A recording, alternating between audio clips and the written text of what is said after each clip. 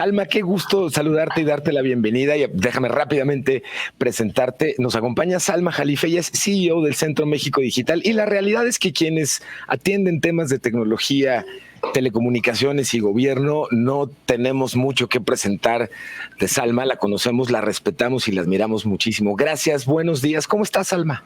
Muy bien, ¿y tú, Pisu? Qué gusto, muy bien, y qué gusto saber que tú nos estás moderando, así que muchas adelante. Gracias. Muchas gracias y gracias por acompañarnos. Y en lo que nos acompañara María Alejandra Llosa para conversar también, vamos empezando porque además el tema es realmente interesante. La intención de este encuentro y platicar tiene que ver, y el tema es la transformación digital o la sistematización de emergencia. Y aquí un poquito la intención de, acompañado por ti de tus reflexiones, conversar acerca del reto que las organizaciones públicas y privadas hemos tenido que implementar en términos de sistemas para resolver los retos que implicaron el trabajo remoto, la atención a ciudadanos y clientes, esta continuidad de servicios, pero además lo vimos forzado en un periodo de digitalización obligada y que a los que comenzamos en este periodo de encierro y nos dedicábamos ya a la tecnología, en algún momento al inicio dijimos, qué interesante, vamos a poder finalmente usar toda la digitalización que hemos venido abanderando. Pocos días después me declaro, lo que gritábamos era, ya no quiero que eso sino salir de la ratonera, porque vimos los grandes retos que esto estaba implicando. ¿Cómo has percibido más bien tú este proceso de sistematización de emergencia? Porque la pregunta toral a responder a lo largo de esta conversación es, ¿estos cambios que hemos ido viviendo van a ser permanentes? ¿Qué se va? ¿Qué se queda? ¿Qué nos platicas de inicio, Salma? Muchas gracias. Muchas gracias. Mira, pues primero centrarnos en cómo nos agarró la pandemia. En realidad, yo todavía era subsecretaria de Comunicaciones en ese entonces, y lo primero que hicimos en colaboración, y esta es una palabra muy importante, la colaboración, cuando vienen estas problemáticas y sobre todo que hubo que hacer uso de las tecnologías de la información y las comunicaciones. Entonces se enfocó todo hacia qué íbamos a hacer los que estábamos en este sector. Entonces el Instituto Federal de Telecomunicaciones, la Estrategia Digital Nacional, la Secretaría de Comunicaciones y Transportes, pero no solo gobierno, sino también la industria y la academia, nos reunimos para ver qué acciones íbamos a tomar. Entonces era muy importante trabajar conjuntamente porque necesitábamos dar el primer paso, que el primer paso es decir que las telecomunicaciones son esenciales para que pudiéramos en una pandemia tratar de movilizar a quienes tienen que hacer despliegues de infraestructura, a quienes tienen que atender situaciones no solo de emergencia, sino también armamos una estrategia de manera que pudiéramos darle continuidad a las telecomunicaciones, tecnologías de la información. Pero el segundo elemento importante era, ¿qué pasa en el momento en el que sustituimos nuestras oficinas o nuestras escuelas o nuestro medio de trabajo en irnos a la casa? ¿Qué es lo que sucede?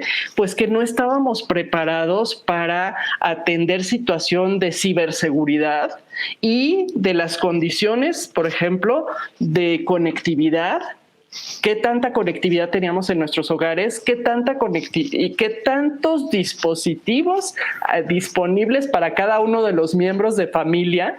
Y lo que les mencionaba, la ciberseguridad. Entonces, precisamente por eso Piso decía, no, ya, por favor, paren, porque no estábamos preparados para sustituir esto que habíamos construido en nuestras organizaciones o en las escuelas y tenerlo en casa, ¿no? Esto implicó un reto increíblemente grande, no solamente en términos de ciberseguridad. ¿Cuál consideras, Salma, que fueron de los aprendizajes más dolorosos cuando dentro del gobierno se ven obligados a llevar a cabo un reto monumental, que es precisamente el decir, todo lo que ya tengo organizado en edificios de gobierno, necesito que continúe operando, pero ahora cada quien en sus casas, con la gran diferencia que había de equipos de trabajo que ya estaban muy preparados para trabajar de manera remota y muchos equipos de trabajo que jamás se habían alejado de sus escritorios y la chamba con ellos, ¿no? Definitivamente, y la primera situación que vivimos es la falta de privacidad de las videoconferencias. Tú sabes que de repente nos aparecieron ahí figuritas o gentes que se metían y hacían comentarios irreverentes durante sesiones, y hubo que hacer una evolución de las plataformas de videoconferencia para poder crear mayor seguridad.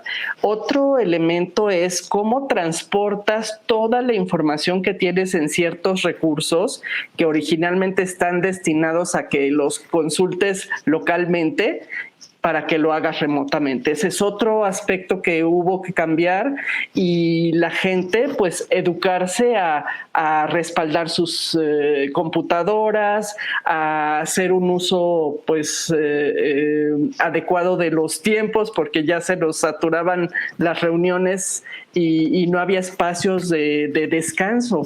Inclusive, no sé, ahora lo seguimos viviendo. Yo creo que todavía ahí tenemos que trabajar muchísimo en el aspecto de horarios, porque estamos ya muy acostumbrados a seguir teniendo reuniones después de las 8 de la noche o empezar muy temprano, ¿no? Entonces, ese es otro aspecto. La Secretaría del Trabajo reaccionó rápido e hizo una adecuación para incorporar el teletrabajo. Entonces, ese fue otro elemento importante, porque uno estaba trabajando en la casa, pero no sabía pues cuáles eran las condiciones en las que debía de trabajar a distancia. Entonces, y así sucesivamente fueron habiendo evoluciones, pero algo que no habíamos hecho es medir cómo estábamos. Entonces, en ese sentido, para nosotros era muy importante identificar quiénes estaban pues bien estructurados y bien instalados, quiénes no, qué medidas de seguridad había que tener, y sobre todo saber en dónde hacía falta, porque ahorita estamos hablando de los que sí pudimos conectarnos y de los que estuvimos todo el tiempo y dimos continuidad a nuestro trabajo, pero fue mucho más evidente la falta de conectividad en quienes no la tienen aún ahora, y pues hay que hacer políticas públicas para poder acelerar ese proceso, ¿no? Muchas gracias, Salma, y le doy la bienvenida y le agradezco mucho la oportunidad de integrarse. No, María Alejandra Llosa Riquets, muchas gracias por acompañarnos. Gracias. Ella es cofundadora y asociada de GovLink y nos hace el favor de participar desde Perú. Gracias de verdad por conectarte con nosotros. Gracias. Y estamos platicando, María Alejandra, estábamos comenzando a platicar un poco qué había implicado este reto en términos de una transformación digital acelerada y obligada, derivada de la pandemia. Y la pregunta con la que abrimos la conversación, y me encantaría conocer un poco las experiencias iniciales, son: ¿estos cambios que hemos vivido van a ser permanentes? ¿Qué se queda? ¿Qué debería de irse? Y en tu caso, ¿cómo resolvieron ustedes o cómo enfrentaron el reto inicial de tener que hacer que era lo que nos respondía inicialmente Salma?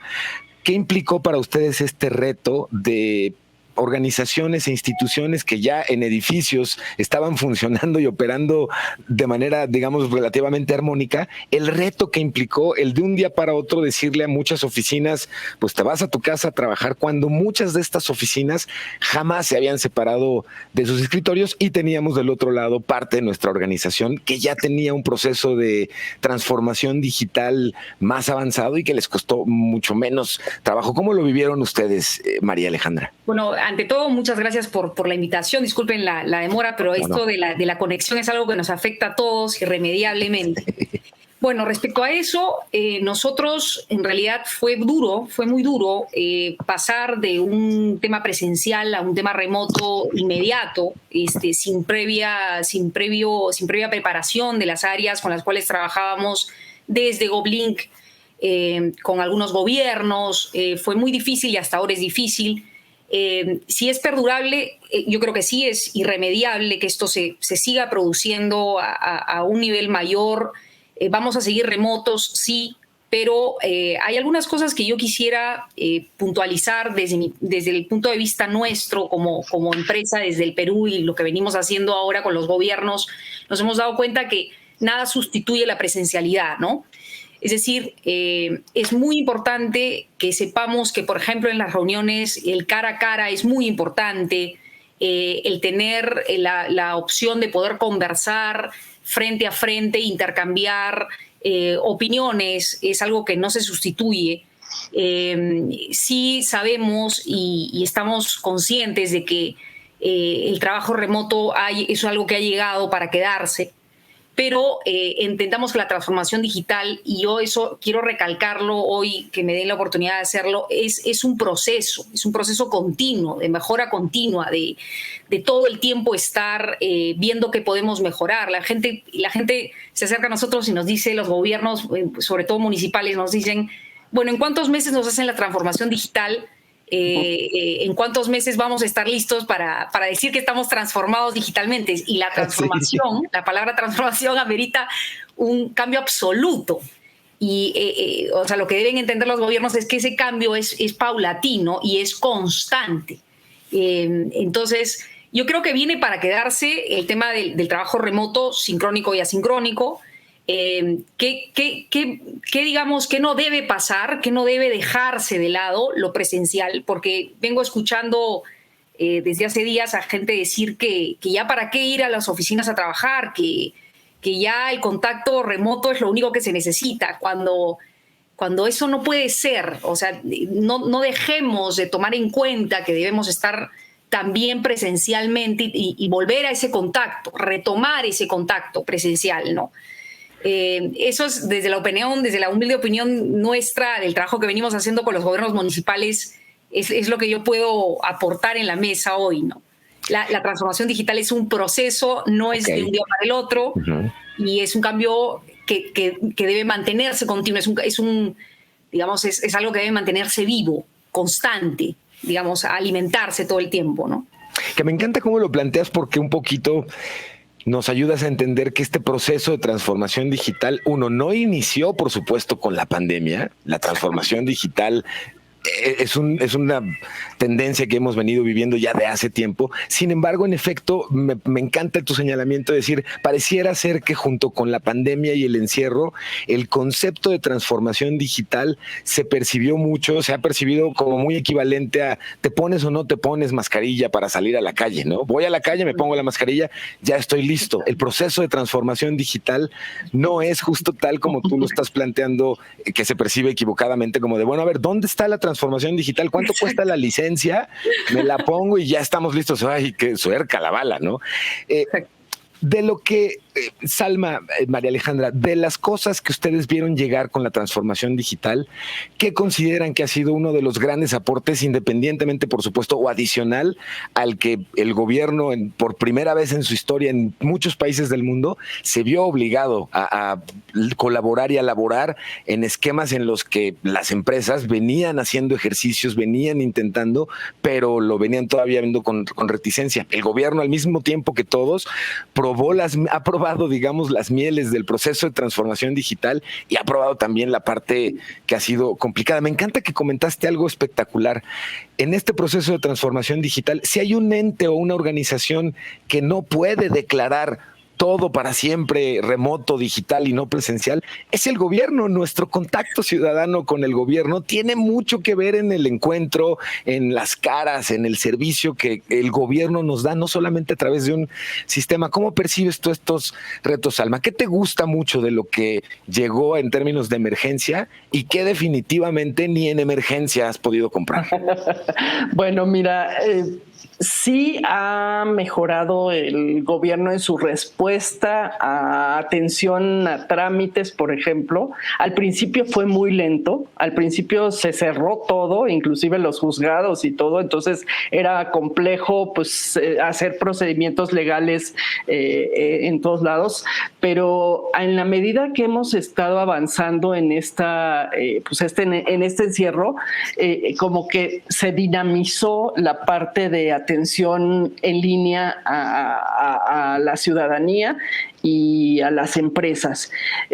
Pero definitivamente coincido con María Alejandra, es muy importante la relación humana y el sentir cuando tú estás interactuando con las personas que efectivamente van en el mismo camino o que tienen las mismas decisiones o que son opuestos pero que hay conciliación o lo que sea, ¿no?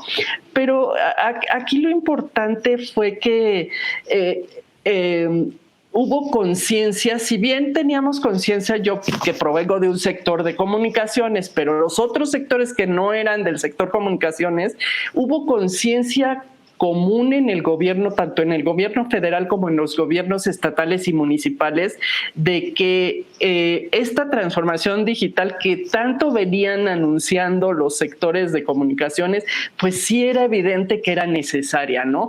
Entonces, creo que hubo conciencia general, que eso es muy importante. Y otra cosa, muchas veces cuando tú entras con este tema a cualquier lado, sea el sector público o privado, siempre te mandan con el de TICs, con el de tecnologías de la información y comunicaciones. Y no, este proceso de transformación digital viene desde la cabeza, o sea, tenemos que ser conscientes todos y cada uno de los que participamos en cualquier organización, sea pública o privada, tenemos que entender que cada uno jugamos un papel importante y que así como interactuamos físicamente, tenemos que interactuar cuando hacemos la digitalización, ¿no? Entonces, creo que esas son las enseñanzas que me ha dado el estar en este proceso. Espectacular, además, esto que resaltas de esta conciencia común que se tuvo que generar y utilizar por parte de todos los funcionarios involucrados. En tu caso, María Alejandra, ¿con qué aprendizaje te gustaría que nos quedemos y qué aprendizaje te queda claro que ni en pandemia es permisible? Bueno, yo concuerdo con Salma, y el error más común que cometemos, digamos, los que estamos involucrados en temas de transformación digital, es creer que todo puede digitalizarse, ¿no? Eso. Cuando el grado de la digitalización depende de varios factores, entre ellos el más importante, ¿qué prefiere el ciudadano? ¿No? Si nuestro segmento, que es el más valioso, que es el ciudadano, prefiere que se le atienda en persona, en carne y hueso, no hay razón para obligarlo a interactuar con un medio digital.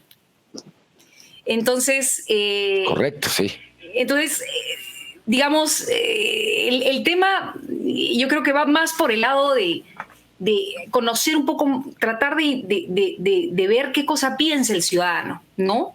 Como bien lo dice Salma. Entonces, nosotros, yo creo que el reto está en entender esto que estamos diciendo, ¿no? En entender que la transformación digital, primero, es un proceso continuo, pero sobre todo es un proceso que depende mucho de nuestro segmento, y en el caso de los gobiernos depende mucho de qué cosa quiere el ciudadano en esa interacción. Y no se le está preguntando, ¿no? Claro. El gobierno está simplemente automatizando, digitalizando los procesos, pero no necesariamente preguntándole al ciudadano qué prefieres tú, qué buscas tú, qué quieres tú. Me fascina porque estás planteando algo que he comenzado a escuchar a través de expertas como ustedes y que me entusiasma muchísimo. Pareciera que estamos haciendo todo este proceso que hemos vivido en los últimos meses nos está llevando a un proceso en el cual hablamos o comenzamos ya a hablar más que de políticas públicas centradas en el ciudadano, comenzamos a hablar de políticas públicas definidas por el ciudadano, precisamente apoyados por cuestiones de tecnología para la información. ¿Cómo lo percibes, Salma? Pues es muy importante. O sea, yo ahora que estoy en Centro México Digital, ya haciendo estudios para bueno, yo no me dedico solamente a gobierno, sino también a las organizaciones privadas. Correcto, sí. Ahí nosotros pensamos que si no hay una colaboración, y te lo dije al principio, si no hay una colaboración entre todas las partes interesadas, y aquí la ciudadanía juega un papel muy importante, no vamos a lograr que esas transformaciones digitales, que coincido con María Alejandra, no todo tiene que ser digital, pero que esas transformaciones digitales se den plenamente. Y además, si tú digitalizas algo que está mal hecho de origen en el mundo real, va a estar muy mal en el mundo digital también, ¿no? Entonces también no es solo transformar haciendo la traducción, automatización o lo que sea, sino también tienes que identificar cómo estás haciendo tus procesos, qué es lo que estás haciendo y dónde la digitalización te sirve para hacer eficientes tus recursos, para sentirte más productivo o más competitivo dependiendo de lo que quieras hacer, ¿no? Y sobre todo, sí, el ciudadano juega un papel muy importante porque es un ciudadano ya informado. Afortunadamente, dentro de los beneficios que nos ha dado esta pandemia también, es que yo he visto más activo el ciudadano y más informado sobre lo que se debe de hacer y lo que él quiere, él o ella quieren, ¿no? Entonces, pues en ese sentido creo que estamos entrando en una etapa en la que pues vamos a ver cada vez más participación del ciudadano en la toma de decisiones de políticas públicas, ¿no? Eso está espectacular. Déjenme rápidamente, les comparto una encuesta que tenemos ahorita corriendo dentro de la sesión y preguntarles, en tu caso, ¿me he sentido mejor en el trabajo remoto? ¿Deseo volver a la oficina como en el pasado? ¿O me parece mejor un esquema híbrido? Ayúdenos, por favor, contestando para ir entendiendo y conociendo un poquito de los que estamos y las que estamos participando en esta sesión esta mañana, cómo nos vamos sintiendo al respecto. Y mientras nos están respondiendo, comentar que hemos escuchado mucho de las soft skills, de las habilidades suaves que deberíamos todos ir adquiriendo. A mí me gustaría mucho, desde la experiencia y perspectiva que tienen ustedes, María Alejandra y Salma, ¿cuáles consideran que a casi 20 meses de encierro y de digitalización acelerada y obligada, cuáles consideran ustedes que son en realidad hoy estas habilidades que todos y todos deberíamos empezar a preocuparnos por ir desarrollando o por ir acompañando? ¿Cómo lo perciben ustedes? Adelante, María Alejandra. Bueno, yo pienso que la adaptabilidad, ¿no? La adaptabilidad es lo más importante porque no solamente, bueno, digamos, ahorita, por ejemplo, nos avisan y nos dicen, volvamos a la oficina. Ok, hay mucha gente que dice, bueno, no, yo estoy más cómodo con el tema remoto. Hay otros que dicen, no, y bueno, volveré a la oficina un par de horas y luego volveré a remoto, digamos. Pero no, hay mucha gente que no se adapta a estos cambios. Y así como nos vuelven a regresar a la oficina, nos pueden decir, bueno, volvemos a remoto completamente. Entonces, yo creo que una de las habilidades que no estamos... digamos que por fuerza esta pandemia nos ha obligado a tener es adaptarnos a la situación que nos venga tocando. Y yo pienso que debería poderse trabajar con los grupos, digamos con las oficinas, con las áreas, en estas herramientas, en tener herramientas herramientas para poderte adaptar a los cambios profundos y a los cambios, digamos, según la temporalidad que haya, ¿no? La adaptabilidad es para mí creo que es el crucial, sobre todo en este contexto, ¿no? Maravilloso. Salma, adelante, por favor. Coincido y siento que ya no podemos estar ajenos a, inclusive ni en la edad que tengamos, o sea, adultos mayores o lo que sea, no podemos estar ajenos al uso de herramientas tecnológicas. O sea, sí tenemos que adaptarnos y de alguna manera los gobiernos también debemos de poner a disposición cursos, que he visto muchísimos cursos y me da mucho gusto. Recientemente creo que Aviti sacó un curso para adultos mayores y sobre todo para que se vayan actualizando en pues, cosas básicas, ¿no? Simplemente en el WhatsApp o en cosas para estar en comunicación con la familia o lo que sea. Creo que ha sido importante y no tenerle miedo a estas herramientas tecnológicas, porque siempre si hay confianza, va a ser mucho más fácil que podamos utilizarlas, y más ahora que también la parte de financiera está incorporándose en el día a día de las personas, ¿no? Sí, totalmente. María Alejandra. Perdóname, yo te hablaba de la adaptabilidad, pero... Tienes razón, y yo te regresé así la pregunta muy como si no, pero dale, no hubiera respondido y te ando queriendo agarrar en curva. No, Mil disculpas. No pasa nada, Pisu. Déjame conectar con lo siguiente, María Alejandra. Tienes toda la razón. Nos preguntan o nos comentan dentro de la audiencia, y en efecto, y es parte de la pregunta que quería compartirles, hay procesos que se requieren digitalizar, claro. Sin embargo, por ley o por normatividad, dice que se tiene que hacer en papel o físico. Además de la pregunta de cómo le hacen ustedes para promover estos cambios en las leyes o en qué se basan, yo le agregaría, ¿han sentido que el gobierno en sus países respectivos, en términos jurídicos, administrativos y legales, han respondido con una mayor celeridad, o al menos con la intención de tener una mayor celeridad, entendiendo que esos procesos corren lentos típicamente? ¿Qué tanto el reto está hoy en lograr adaptar las leyes de nuestros países para que lo digital pueda, cuando aplica, como ya magistralmente nos han dicho, pueda intervenir correctamente?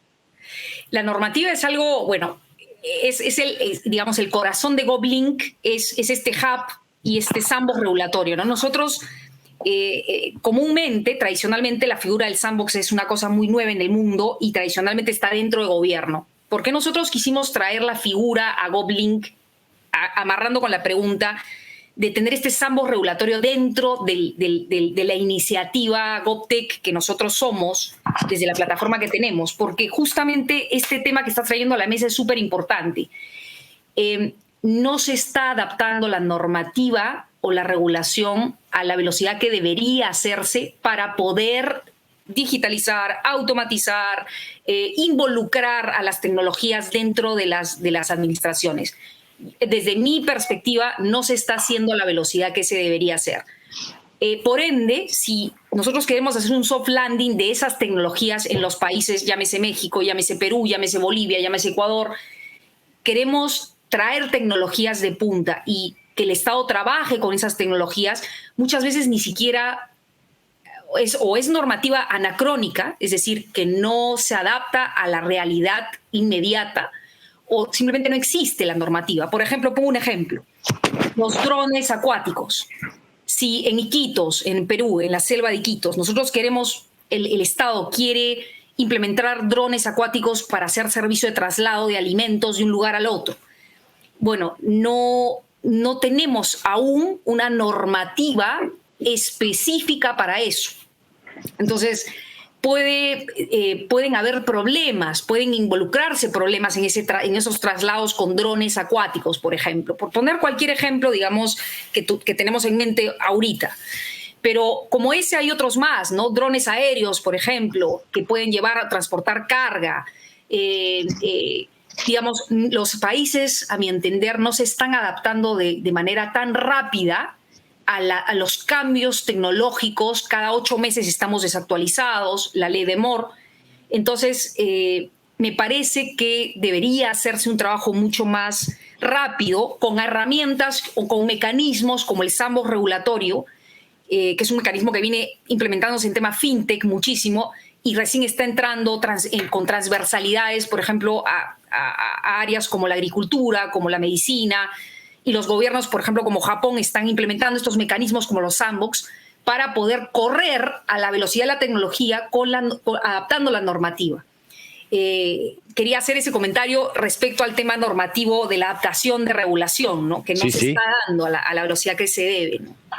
¿Cómo lo has vivido tú, Salma? Bueno, yo coincido y hay cosas muy importantes que tiene uno que resolver inmediatamente. Y creo que en México se ha avanzado, quizá a veces con algunos pues resultados negativos, como fue el caso de tratar de introducir los biométricos en la ley, y después atendiendo esos temas a través del INAI, de la protección y privacidad de los datos, incluso con una guía que acaban de sacar para el uso de datos privados, de la protección de los datos, aún en un ambiente de cómputo en la nube, ¿no?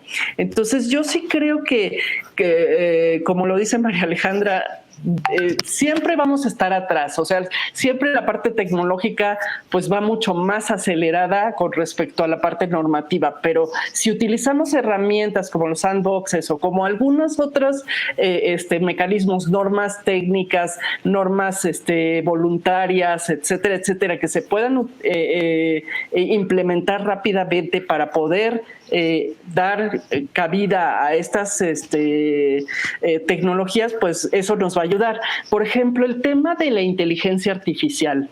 ¿Cuántos países de América Latina tienen una política general sobre inteligencia artificial? ¿Cómo están dando tratamiento a la ética, a la no discriminación, a todos estos elementos que están introduciendo estas nuevas tecnologías y que ya prácticamente están en cualquier sector económico y social, ¿no? Entonces, creo que tenemos que también, no lo puedo decir en español, esto de raise awareness, de hacer, alertar a nuestros gobiernos de que tenemos que estar involucrados en el día a día, en los organismos internacionales, en todos los foros donde se están dando estas innovaciones tecnológicas para identificar dónde tenemos que incidir como gobierno en movilizar mucho más rápido nuestra normativa, ¿no? Muchas gracias, Salma. María, ¿cómo han vivido ustedes esta carrera legal tecnológica en tu país? ¿Cómo lo percibes? Lo que te comento, ¿no? Me parece que se están adaptando, pero no a la velocidad que se debería. Exactamente, no a la velocidad que deberían, pero me parece que también hay avances, ¿no? El tema de datos, la protección de los datos, también es un tema que ahorita recién se está poniendo en el Perú. Hay otros países que tienen una legislación mucho más, se podría decir, adaptada al tema de datos. El Perú recién está en esa carrera, digamos, lo viene haciendo la Secretaría de Gestión Pública, a mi entender, pero todavía, falta analizar un poco más el tema de datos, de la protección de los datos, ¿no? Entonces me parece que todavía Perú todavía falta adaptarse a algunas cosas. Estamos en la carrera de hacer la ley, la política, digamos, de inteligencia artificial. Ya, digamos, dentro de en pocas semanas, en pocos meses, va a darse la política de inteligencia artificial. Entonces, estamos en esa carrera, ¿no? Estamos en esa carrera de adaptar la regulación y la normativa al tema tecnológico. Han mencionado ahorita ustedes algún par de aspectos que me llaman muchísimo la atención para la siguiente pregunta. Cuando combinamos la parte de lo tecnológico y cuando hablamos de cultura organizacional, cuando hablamos en este sentido con tecnología, hemos venido viviendo un movimiento en lo privado y en el gobierno de lo abierto. Desde el código abierto hasta las políticas o metodologías de innovación abierta, en el que básicamente el cambio cultural más importante que estamos viviendo es que venimos de una era en la que cuando había un enorme problema en una organización, llámese privada o de gobierno, 3 personas se encerraban en una enorme sala de juntas para resolver y tomar las decisiones de la ruta. Hoy, con estas filosofías y metodologías que hablan hacia la innovación abierta, hacia todo esto abierto, y cuando hablamos de gobierno abierto suena fabuloso, pues hoy las decisiones de este estilo pues no las toman 3 personas o no deberían tomarla 3 personas, sino en gran parte la organización entera participar en la construcción y solución de este tipo de cuestiones. ¿Cómo están viviendo ustedes desde su perspectiva y qué tan bien estamos los gobiernos integrando lo abierto en nuestras filosofías de trabajo? ¿Quieres que comience? Adelante, por favor, claro. Quizá nos falta mucho para entender este concepto de abierto. Desde lo más básico, cuando tú administras datos de tu institución o de tu organización, lo primero que tienes que identificar es qué datos son sensibles y qué datos pueden estar abiertos al público en general. Desde ese punto de vista, yo no conozco muchas instituciones que tengan esa capacidad de haber hecho esa diferenciación, ¿no? Entonces es bien importante empezar desde, pues el dato, como bien dicen, es el oro o es el petróleo del siglo XXI, ¿no? Entonces necesitamos desde ahí darle trazabilidad al dato y buscar que tú puedas reconstruir lo que haces con esos datos porque sabes el origen de esos datos, ¿no? Entonces, en ese sentido, ya cuando tú construyes sistemas o construyes modelos, cuando se trata de algoritmos de inteligencia artificial o de algún otro sistema, entonces sí es muy importante que identifiques quiénes son los actores que van a participar en el desarrollo de este sistema y quiénes le van a dar entradas y salidas. Entonces, todos estos actores en un sistema abierto deberían de participar para hacer mejoras en sistema. A mí me ha gustado mucho que veo un poco más de apertura entre las distintas organizaciones que forman parte o dependencias que forman parte del gobierno, tanto federal como locales y estatales. Hay más comunicación. No quiere decir que ya hayan llegado a resolver los problemas, pero hay más comunicación y se han dado cuenta que con esa interacción pueden tener un mundo mucho más accesible y pueden entender mucho mejor los problemas que se están tratando de resolver si hay más apertura en todos estos sistemas. Pero yo también reconozco que hay ciertas cosas que todavía pueden manejarse con sistemas cerrados, ¿no?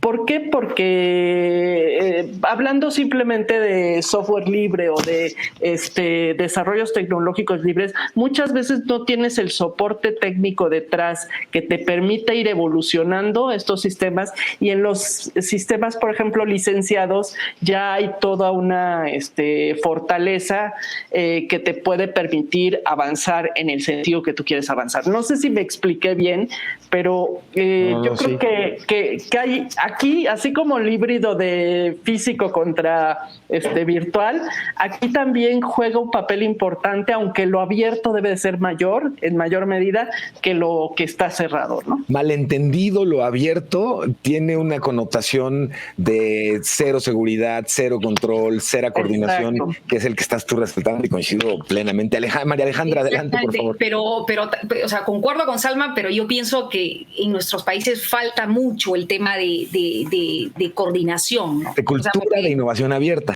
Exactamente. O sea, no solamente, también, digamos, innovación abierta dentro de ese tema de gobierno abierto, ¿no? O sea, entendido como uno de los pilares del gobierno abierto, pero yo pienso que no solamente está el tema de aperturar los datos sino cómo se colabora entre los, por ejemplo, no hay mucha colaboración entre municipios, ¿no? GovLink, digamos, el corazón de la idea de GovLink, como este broker que junta oferta y demanda, es porque desde la demanda no existe, hay mucha asimetría ¿no? Hay muchas asimetrías, hay mucha aversión al riesgo, pero también hay un tema de una cultura de desconfianza, ¿no? Sí. Este concepto de lo abierto, lo que decías, Pisu, tiene mucho que ver con la cultura de desconfianza que existe dentro del gobierno. Esta cultura que no apertura los espacios de participación con la ciudadanía, o entre gobierno y ciudadanía, o entre gobierno-gobierno, es decir, municipio con municipio, municipio con ciudadanía. Hay, yo creo, mucho problema con los temas de coordinación. Yo creo que si tú me tuvieras que decir ¿cuáles crees que son los 5 principales problemas que tiene la administración gubernamental? Y yo te diría, en el número 1, el tema de coordinación. Y la coordinación tiene que ver con la comunicación, y la comunicación tiene que ver con la apertura, ¿no? Entonces, este concepto de abierto, de innovación abierta, no es solo, oye, hagamos innovación abierta, ya, qué lindo. Entonces, juntémonos con una empresa o con una ONG de fuera o con una o con una organización multilateral. Eso no es innovación abierta. Innovación abierta es como tú te vinculas, pero también como tú aperturas tus procesos, aperturas tu información, acoges otras propuestas y soluciones. Correctísimo. Entonces, y eso tiene que ver con qué tipo de cultura tienes tú dentro de esa área gubernamental. Entonces, yo creo que es mucho más complejo que decir aperturemos datos, claro, aperturemos trabajo, aperturemos espacios. Yo creo que es mucho más complicado. Sí, totalmente. ¿No? Déjenme aprovechar. De verdad no cabe duda que cuando uno está aprendiendo y cuando uno está disfrutando inmensamente lo que está escuchando, el tiempo siempre tiene una connotación cruel y nos comenzamos a acercar hacia el final de la sesión. Pero me parecería increíblemente relevante pedirles que nos hicieran un favor enorme.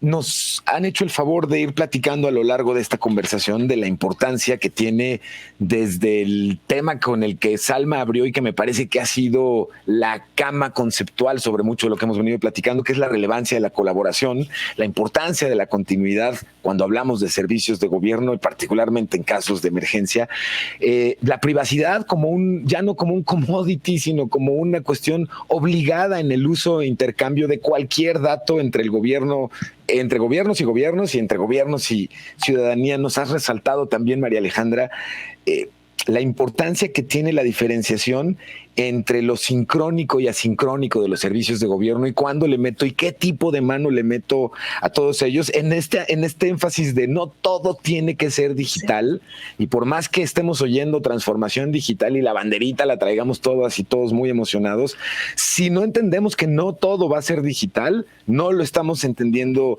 correctamente, y esto implica y ha requerido mucho, que nos han explicado ustedes, la importancia de la resiliencia y de la adaptabilidad como una de las monedas de cambio que tenemos hoy entre gobiernos, funcionarios y en general sociedad civil, además de, por supuesto, la industria que hoy colabora mucho con la parte tecnológica. Y hemos ahorita hablado un poco de la importancia que tiene lo abierto como una filosofía de trabajo, lo abierto como una metodología y tecnología que se pueda utilizar. Y yo quisiera preguntarles ahorita a ustedes y que nos regalaran lo siguiente. ¿Qué está haciendo Centro México Digital, Salma? ¿Cómo están colaborando?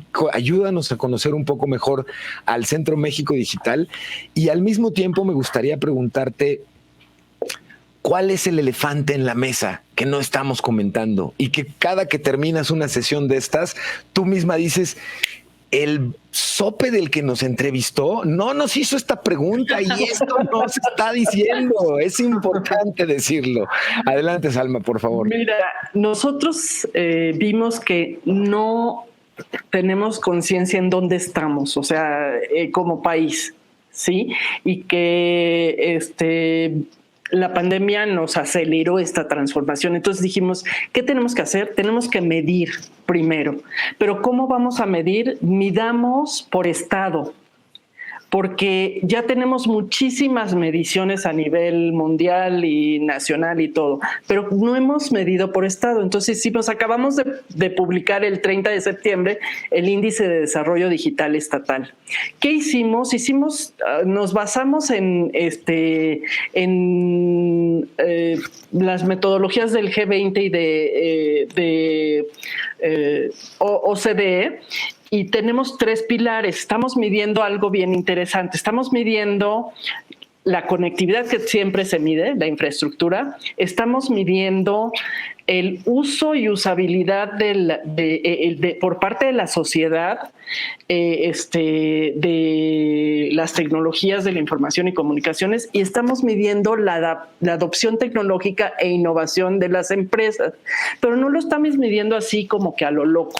Estamos buscando también dónde están los factores que se vuelven barreras de entrada, como puede ser la asequibilidad, como puede ser la compra de dispositivos. O sea, en el quintil más del sector económico más bajo, la barrera de entrada más importante es que el costo del teléfono inteligente, que es el menos caro de los 3 dispositivos que puedes ocupar, la tableta o la computadora, el costo del teléfono inteligente se vuelve una barrera de entrada. Entonces tenemos que hacer políticas públicas en ese sentido de cómo abaratamos el costo de un teléfono inteligente, y obviamente la conectividad a quienes no la tienen, ¿no?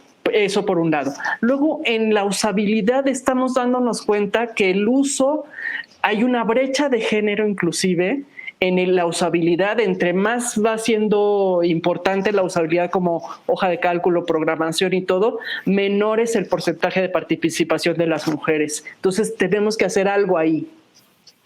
Y en el tema de empresas, las empresas en América Latina, las micros, son el sustento de la economía de nuestros países, y son las que no están digitalizadas en cero. Nada, no. Tienen un celular, pero a veces no lo usan ni para hacer una transacción o un cobro o lo que sea. Y presencia digital. Entonces, hay mucho que hacer en este trabajo, y por eso Centro México Digital publicamos este índice de desarrollo digital estatal, pero ahora vamos por otro proyecto que sale en diciembre que se llama Digitalízate. Entonces, estamos recopilando de todas las empresas y de todos los servicios que puede haber para que tengan una mayor información de todo lo que hay disponible. Nosotros vamos dando acompañamiento, pero que no tomamos decisiones por ellos, pero que sepan y tomen decisiones informadas las empresas, ¿no? Y a los gobiernos, pues sabes que hay 15 gobiernos que empiezan, pues también les vamos a ayudar a que en su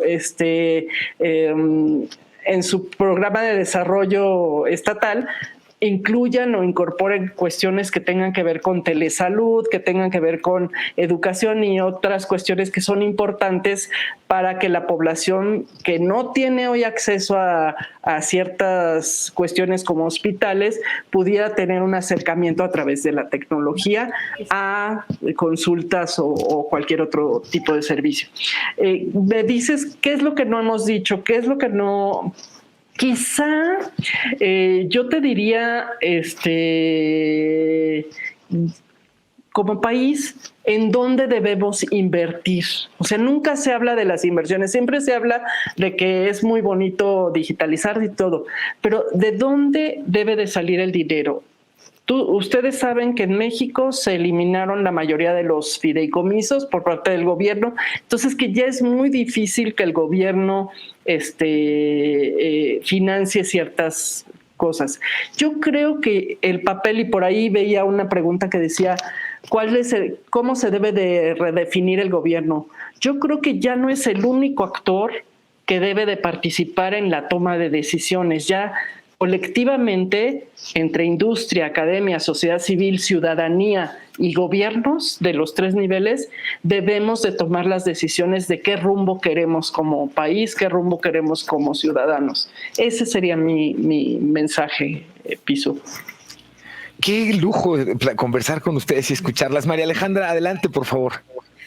Bueno, GovLink, ¿qué cosa hace GovLink? GovLink es el primer broker. Nosotros trajimos sobre la mesa, o hemos traído a la mesa el tema de broker digital, ¿no? Que es una figura que no existe, digamos, no existe porque tú me podrás decir, oye, los laboratorios que están ahorita en gobierno podrían tener ciertas similitudes o componentes de la idea que ustedes tienen, pero están dentro de gobierno.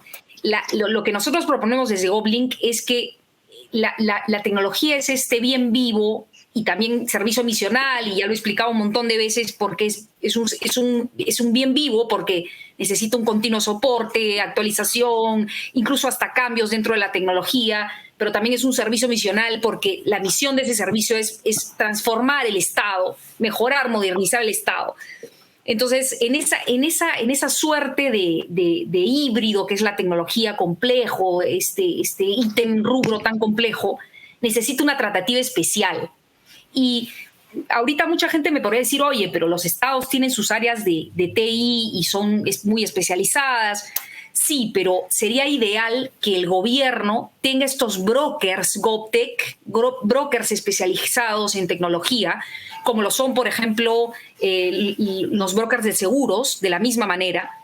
Y tú puedes, el Estado puede apoyarse en esos brokers para poder, cuando quiera comprar tecnología, cuando quiera contratar servicios especializados de tecnología, pueda tener estos apoyos de fuera de gobierno que lo ayuden a elegir mejor, a informarse mejor, a vivir la tecnología mediante ejercicios no comerciales o extracomerciales que lo ayuden a conocer antes de comprar. Entonces, nosotros hemos traído a la mesa GovLink, que es este broker digital, broker tecnológico, desde esta plataforma donde nosotros integramos a todo el ecosistema GovTech en un único punto digital. Entonces, lo que nosotros quisiéramos es justamente todo lo que hemos hablado hoy día, que la administración pública pueda tener una aproximación a la tecnología diferente, desde un ángulo distinto. Y que podamos desde la sociedad civil, porque ojo, GovLink es un ente de la sociedad civil, privado, de naturaleza privada, que lo que busca es hacer de la administración un lugar o que la administración tenga oportunidades para acercarse a la tecnología de manera distinta, que pueda conocer la tecnología. Esto además suma en el tema anticorrupción, ¿no? ¿Por qué? Porque no existen esos intereses que pueden haber ocultos o argollas ocultas dentro del tema de contratación pública, por ejemplo, para poner un ejemplo, ¿no? Sí, sí. Pero eso es lo que hacemos en GovLink. Ahorita estamos trabajando, validando muchos ejercicios, pilotajes no comerciales con algunas entidades de nivel municipal y regional para validar algunos ejercicios de unión, digamos, de intercambio entre gobierno y startups GovTech de todo el continente, ¿no? De varios sitios del continente. Eso es lo que hacemos nosotros sobre la pregunta de qué haces. Y el elefante, el gran elefante, pienso que es que no se trae a la mesa de conversación, es el tema de la compra pública, ¿no? De cómo está manejada la compra pública hoy en día.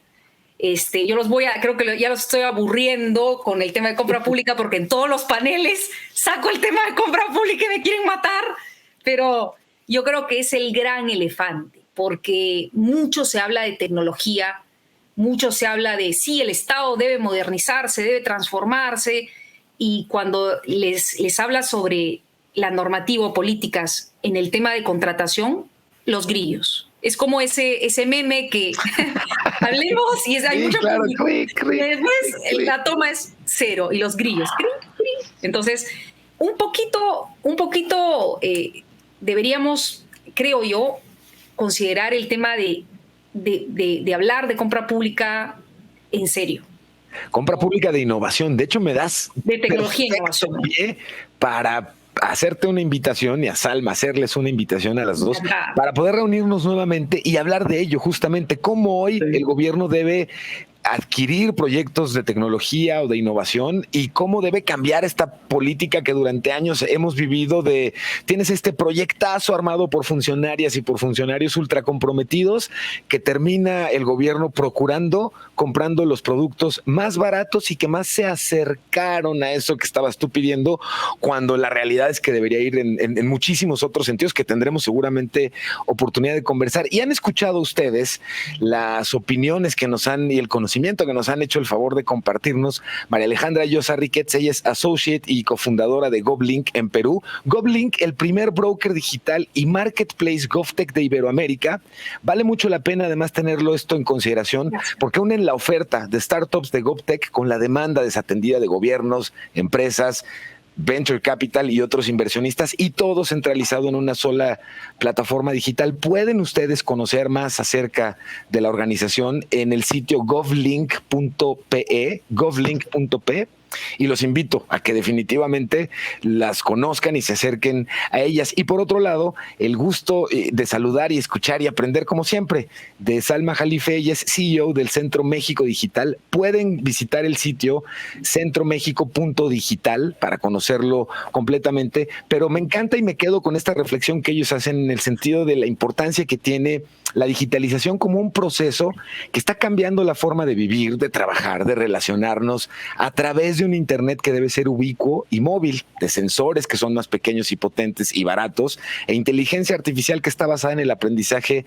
automático y profundo. Se trata de un centro de estudios para promover la digitalización de México e impulsar acciones para fortalecer su desarrollo en todos los ámbitos. Y yo debo decir que hay mañanas que uno termina la primera sesión de trabajo con un sabor de boca gratísimo, y la oportunidad de escucharles y aprenderles. Salma, María Alejandra, no saben qué maravilla. Les agradezco muchísimo y, por supuesto, además de invitarles a su mensaje de cierre de la mesa, por favor comentarles e invitar a toda nuestra audiencia a que se queden con nosotros. Ahorita invito también al escenario a don Carlos Castañeda para el cierre de la mesa, pero adelante con el mensaje de conclusión, Salma, por favor. Bueno, yo lo que quiero decirles es que todos y cada uno de nosotros formamos parte de esta transformación y que tenemos que hacer nuestra tarea, ser más críticos y tener confianza. El mundo real nos presenta riesgos, pero el mundo virtual también, pero si sabemos manejarlos, si sabemos dónde están esos riesgos, si los podemos administrar, seguramente vamos a tener una experiencia muy, muy grata de esta convivencia híbrida que vamos a tener de aquí en adelante. Muchísimas gracias por acompañarnos. María Alejandra, adelante, por favor. Pisu, Salma, gracias a todos por haber estado, habernos escuchado, haberse aburrido con nosotros un rato. Pero yo les dejo la reflexión y en la línea que dice Salma, tenemos que cambiar esa cultura de desconfianza en el Estado, tenemos que aperturar nuestro trabajo, nuestras inquietudes, nuestras demandas desatendidas, aperturarlas a nuevos mecanismos, nuevas formas de conectarnos, nuevas formas de coordinar, nuevas formas de hacer las cosas, aperturar. Y yo creo que me quedo con eso, aperturar, realmente darle sentido a la palabra abierto, gobierno abierto, ¿no? Innovación abierta, pero darle ese sentido desde la cultura de cada una de nuestras organizaciones, ¿no? Ay, qué emocionado me siento de haber platicado con ustedes y de haberlas escuchado. Gracias por el tiempo que nos han regalado y muchísimas gracias. Adelante, doctor.